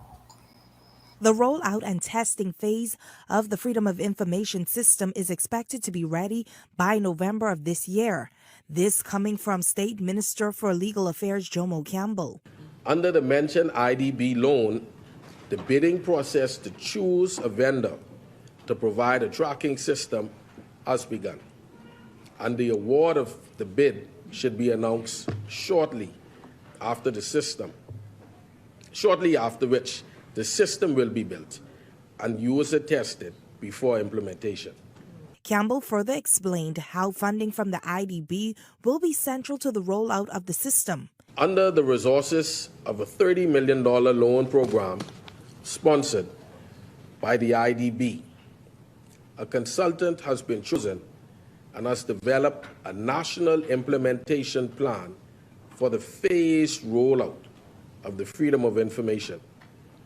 This national implementation plan has been presented to Cabinet and approved. A stakeholders committee has been appointed, and the Centerville MP says that they have met on several occasions to map out the way forward. And is now tasked with reviewing the implementation plan and advising the Office of the Commissioner. Their support has been crucial. Madam Speaker, full implementation of freedom of information is a process that must be undertaken in stages. Key ministries have been identified as the pilot agencies to test the system, according to Campbell. Ministry of Finance, Ministry of Works, Bahamas Power and Light, Department of Public Procurement, the Treasury, Bahamas Investment Authority, the Ministry of the Public Service, the Ministry of the Environment, and the Department of Immigration. The Ingram administration had passed the FOIA shortly before the 2012 general election, but gave no date for enactment. Months before the 2017 general election, the Christie administration passed a revised version of the FOI. Your thoughts, Yellen? Should we get excited? Garbage then, even more garbage now. I challenge the minister and anyone else who says that we have a freedom of information bill or we have a freedom of information infrastructure prepared. It's pure garbage. It's based on technology. Imagine that the world has been run by data by these Fortune 500 companies, all data companies, and what we say, we're going to rebuild. We say, we're going to hire people to rebuild with Google and Dell and Oracle and all those other people already did. We're going to hire somebody to build the software for us, build the tracking software for us, build all these different things. It's like, what this is this like I don't know if it's the arrogance or the ignorance.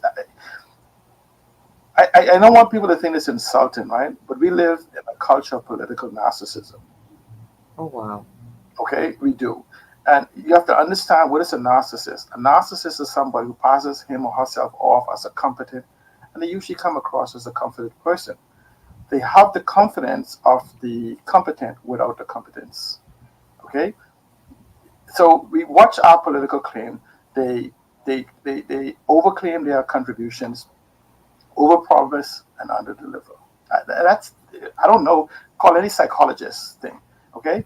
They will tell you what, they take credit for everything that goes right, and they dismiss everything. They blame everybody else that goes wrong. Look at even our third parties practice this. Okay, how you use the expression? They claim the reputational status without having to do any of the hard work that earns the designation. It's a fact. There's no ifs, ands, and buts. And so here we are talking about 21st century concepts with no concept of the 21st century. Let's first talk about the data commissioner. The data commissioner doesn't even know we don't have any digitized records anywhere, organized in any capacity. So essentially what you're going to do, make a request, and then somebody will go and hand look and search through whatever to find whatever it is. How about those, let's use Grand Bahama. How do I find the records of the thousands, I know of thousands of files that was destroyed in the storage facilities on Grand Bahama because of the Hurricane Dorian, the records on Abaco, because we are still a paper society. We have not digitized anything. In fact, the archives department are complaining about people working in there because of mold and mildew and everything else, because we haven't moved to digitizing those records. Freedom of information to what? This is intellectual masturbation again. This is based in reality of where we live in the 21st century. And so you could put past all information. You can say, whatever you ask for, we'll get it for you. Just remove the time limit, because somebody has to go to the basement and hopefully get the right gas mask to be able to find the records. And we should give them 10, 20 years to find the boxes and such. What happens is, if we were serious about freedom of information, at the time we began talking about it, we'd have been digitizing from then going forward, and then have a whole team of individuals to begin to digitize the record going backwards. The one place they don't want to be digitized is immigration. The one place, let me just say this though. When I came home, digitization already had started, you know. There's a company called Benchmark that's run by Aaron Kikinos that has digitized a tremendous amount of records. I won't even begin to tell you the legal access that has been had to it, the birth records, all of these different records. And we just need to go find out from Benchmark if we paid him his money yet, because up to the last election, it was not paid. Based on the court records, I think the former Attorney General was his lawyer right up until he became Attorney General, demanding his payment. But he has the records. And we haven't digitized since then anything else that I'm aware of, whether it be our court records, our birth records, our immigration records, all of these different things. And so you could make an announcement with the millions of dollars you spend anywhere for what? It's like buying gas for a car you don't have. You know, it's just pure garbage. And I tell people all the time, you know, I've been talking now for 2 decades. I haven't had anybody to reasonably challenge me. But everything I've said in the evangelized in 2 decades has come true or is being proven to be reality. I don't base my thought on feelings and thinking and how I feel and what I believe, whatever. I am a data-centric person. I base it on evidence. I'm an evidence-based environment. And the data says freedom of information is a fantasy in the Bahamas in the current incarnation concept that we're trying to execute. We could spend $1 million. You know what? Imagine that we're trying to digitize the world. And since 1968, we began digitization in the Bahamas with Phil and Penman.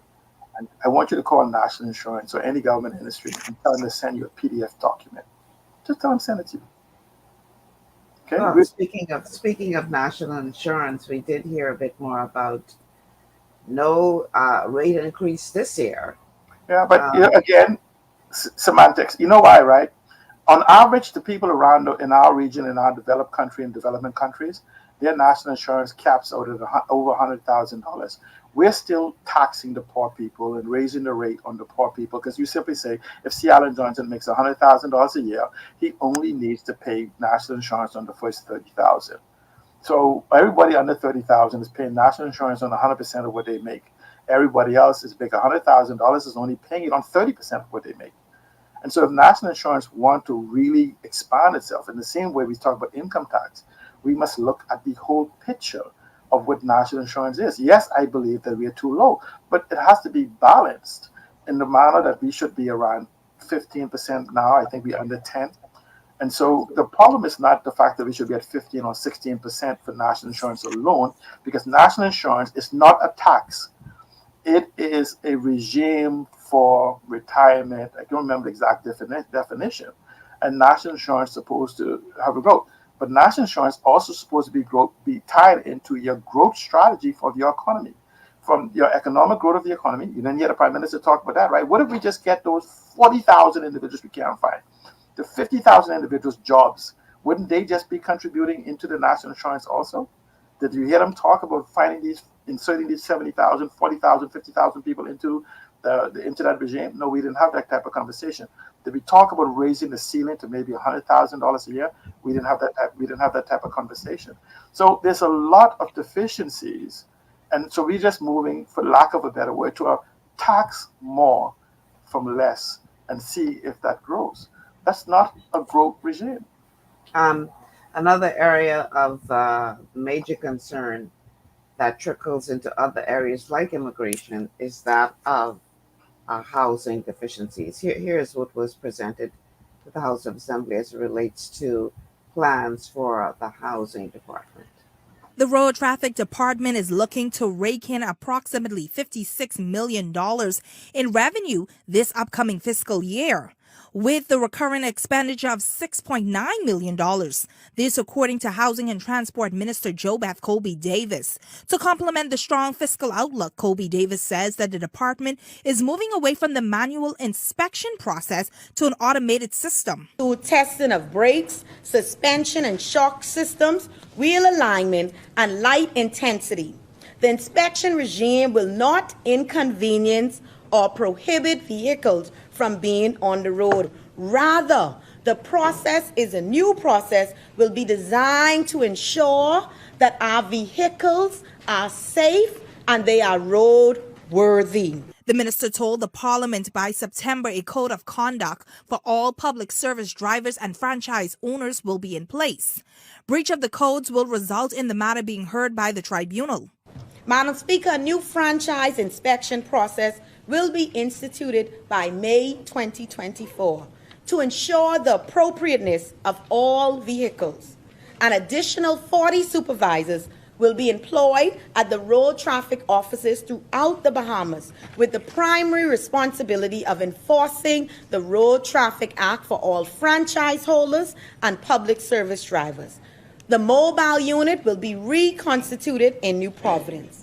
Capital Works is another priority for the department. The Elizabeth MP says that a number of department offices will be open in the Family Islands with the objective to collect revenue efficiently for the department and provide jobs in those islands.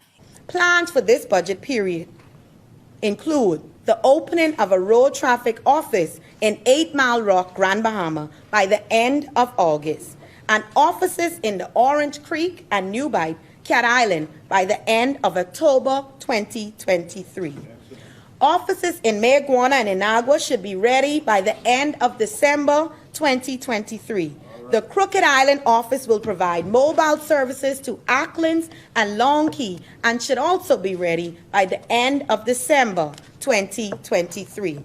Madam Speaker, the new offices will ensure the efficient collection of revenue by the department, create employment opportunities in those islands, and strengthen our efforts to promote road safety. So that clearly was not about housing, but more so Yeah, about road. but I know I'm familiar with the housing regime. Let's say on that clip, right? Wonderful strategy of government. Stimulate the economy by having people repair their cars so when they leave the building being tested, they can hit a bump and then go mess up their alignment, knock up their shocks, knock everything. Wonderful. So it's simply like get your car working perfectly so we can knock it out of whack and you have to go back to the mechanics. The mechanics should be thanking her. They should be giving her a gold medal. Okay, because we don't have the roads to facilitate what she wants to maintain in that testing facility. Let's go to housing. Government don't build houses. I see this thing where government give people mortgages, right? They say they're giving them a $200,000 house, but technically they're giving them a $360,000 bill to pay over 15 to 20 years. And then they say to them, look, we give you a house. You didn't give me no house. You give me a key and the mortgage payment plan. And that's the problem we have. The government is saying that we are rebuilding houses. Government can't name a single house they build. Okay? Government don't build houses. However, government should create the environment. We have a social housing crisis in this country for senior citizens, for the disabled, for abuse victims, everything else. We have a low-cost housing crisis in this country to make with this low-cost home available. Low-cost home, it is low-cost home. I forget another word that we like to use, right? Low-income home. No such thing as low-income home. You can't have no low income and have no home. But again, then you have affordable housing. There's some designation. It's called. Let me just give it to you. It's called social housing. Then comes next is low-cost housing. Then come affordable housing. Then come attainable housing. Then come luxury housing and ultra luxury. But the government has made no environment to do this. Why? If the economy doesn't provide the income to build homes, a $200,000 home interest-only payment is $1,000 a month. That's if you never owned a home. So basically, you could extrapolate that to be rent. Then they add to that. So we have a housing crisis. You listen to the housing minister in her last set of contributions. She told you we were short 80,000 homes. We have to build 3,000 homes or more, 3,000, 4,000 homes per year. We haven't begun to go into the excess. That's homes. These are what we call housing units. It could be apartments and other different things. We are not building even the 3,000 units per year just to keep at net zero to where we are. And government has provided no legitimate strategy to encourage people to build social housing, low-cost housing, affordable housing, and attainable housing, because our economy has no capital there to support it. Let's look at what happened. In 1973, we used to brag about home ownership. Our GDP, we had a population of 200,000 people, and our GDP was, listen to this, $600 million. Today, we have double the population, and I want you to compare the GDP, 600 million to, if you want to use the government, 13.5 billion. Okay, dollars, double population, but now we got but the true informal economy is we went from $600 million, double the population, to $16 billion, and we own less homes, less hotels, less of everything. Something is wrong with the so-called budget and economic. This is when Mr. Pintard says, there is nothing in this for Bahamians. accept the continuation of the slave regime. We are now in a 21st century environment that allows us to move into an economic conversation. And this is what I expect from third parties, you know. If the two elephants in the room are the two dinosaurs, then where's the new ideas of innovation and development and transformation that happens? We have to take a break. I have a very important question to ask you on the other side of the break. So stay with us. This is GPS. We'll be back after these words from our sponsors.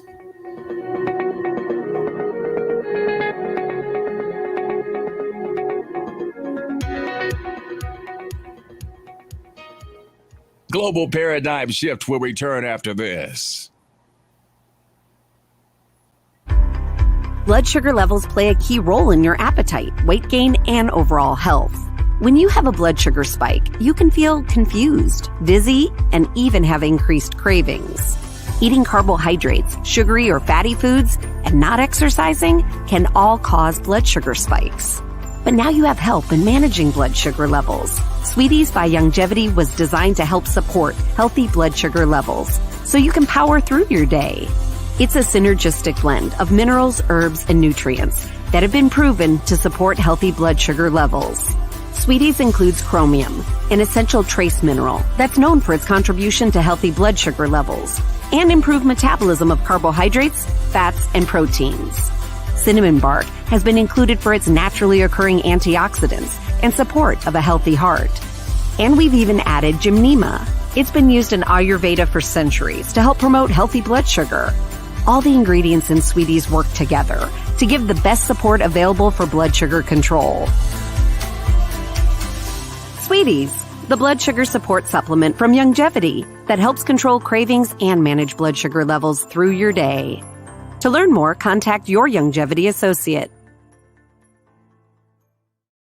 Welcome to Sunshine Auto, the hardest place on the planet for a rims, paints, and tires. We are your auto superstore for rims, Lexani, Azaras, Trueform, Western, Lux, Fuel, Tracklight, Tough, Rough Racing, Velocity, Mud, All-Terrain, and low-profile tires. Cars, homes, and commercial window tinting. At Sunshine Auto, we put God first and customer is king. Blasted loud. As you age, factors like health, weight, diet, and lifestyle can all impact your bones, joints, and general mobility. Even everyday exercise can lead to wear and tear on your body. Over time, you might start to experience stiffness or pain due to damaged joints or connective tissue. Ultimate Glucogel by Longevity was created to help you limit the effects of wear on your joints. It delivers a daily dose of collagen-rich gelatin your body needs for joint elasticity and maintenance. Ultimate Glucogel contains a 1-to-1 ratio of gelatin and glucosamine sulfate, which is a key building block of your bone matrix, cartilage, ligaments, tendons, and connective tissue.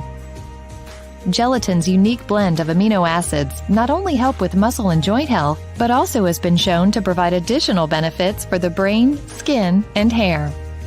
Ultimate Glucogel. Natural, optimal daily support for joint health. To learn more, contact your Longevity associate.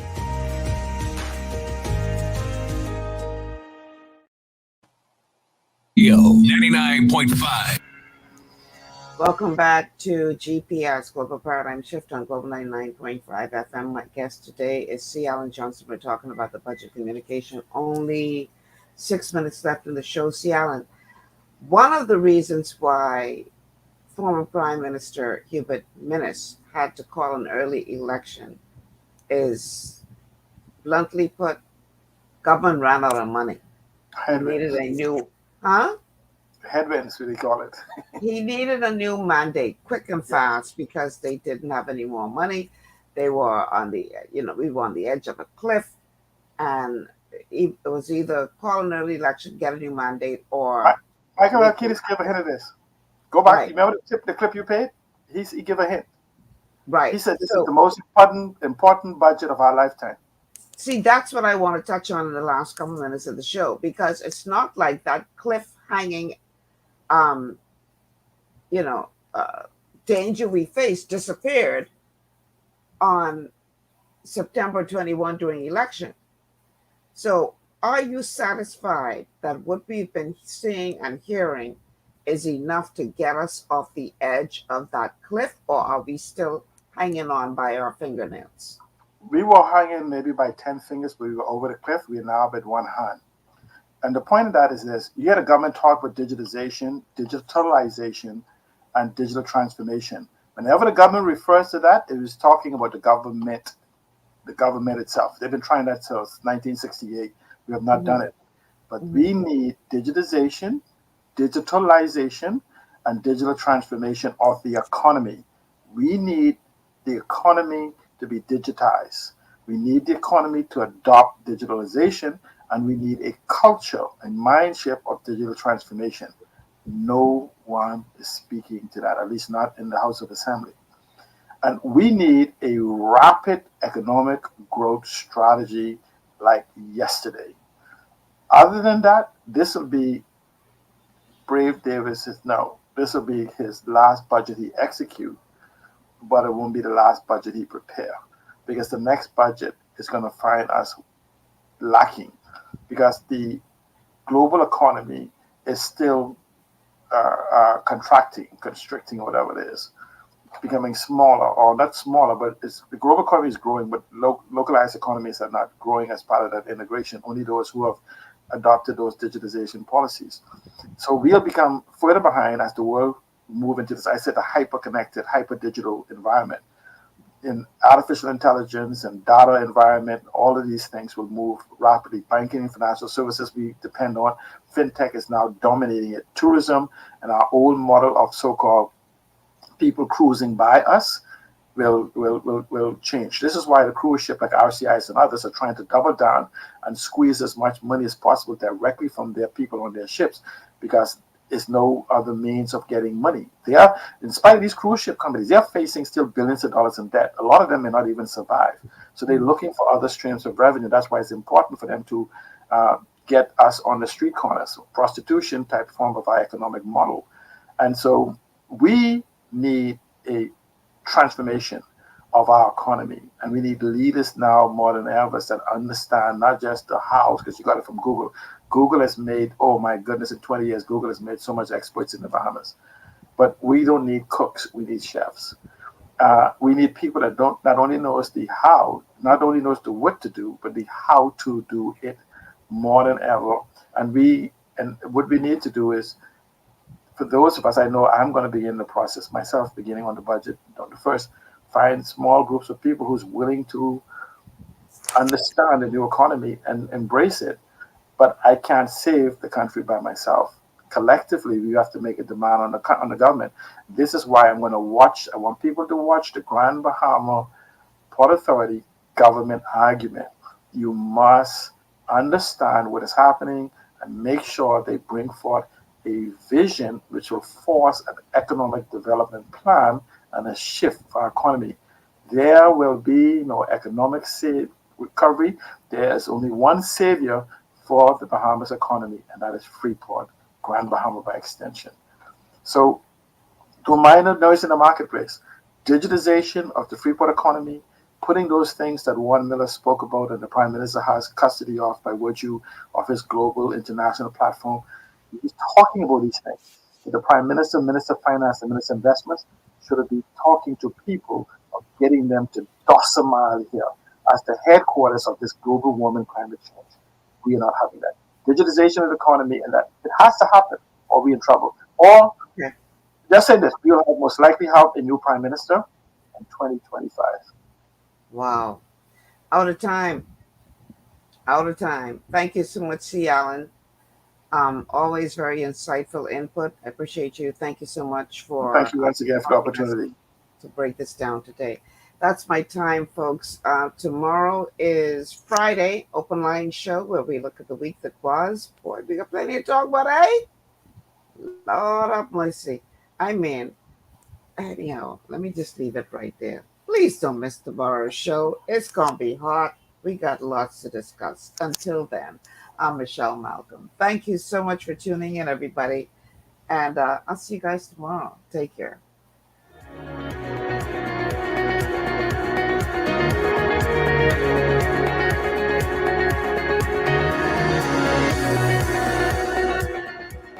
99.5 FM reminds our listeners that